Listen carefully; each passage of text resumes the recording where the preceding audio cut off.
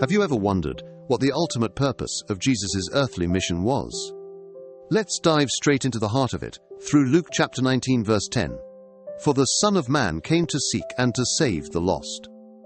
This statement is as profound as it is direct. Jesus, referring to himself as the Son of Man, uses this title to emphasize both his humanity and his divine mission. Now, why is this significant? Well, in the context of Luke chapter 19, Jesus is speaking after his encounter with Zacchaeus, a tax collector, who was considered a sinner by society. Yet Jesus chose to dine with him, showing that his mission was not to shun the socially outcast, but to seek them out. The term lost here is crucial. In the original Greek, the word used is apollulos, which conveys the idea of something that is perishing or destroyed. This isn't just about being physically lost, but spiritually alienated from God. Jesus came to restore that broken relationship between God and humanity. Theologians like John Calvin emphasized that this mission underscores God's grace, as salvation is initiated by God reaching out to humanity, not the other way around. In his commentary, Charles Spurgeon highlights that Jesus' mission to seek and save indicates an active pursuit. It's not a passive hope that the lost will find their way back. Jesus actively searches for those who are spiritually lost, much like a shepherd would go after a lost sheep.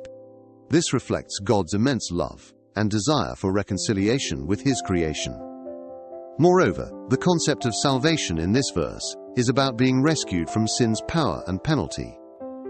Theologian John Piper often speaks about salvation as a deliverance from the wrath of God, a theme that's consistent throughout Scripture. Jesus' mission was to bear the penalty of sin through his death and resurrection, making a way for humanity to be reconciled with God. The application of this verse is as relevant today as it was then. It challenges us to consider how we view those whom society may deem as lost or beyond redemption. Do we share in Jesus' mission to seek and save, or do we stand in judgment? This question calls us to reflect on our hearts and actions toward others. In a culture that often values self-preservation and judgment, Jesus' example is revolutionary. His mission wasn't about self-preservation but self-sacrifice. As Sinclair Ferguson points out, understanding Jesus' mission helps the church to align its mission with his, reaching out to those who need to hear the good news of the gospel. As we wrap up, let's return to that powerful verse, "For the Son of Man came to seek and to save the lost." This is not just a historical statement, but a living truth with the power to transform lives today.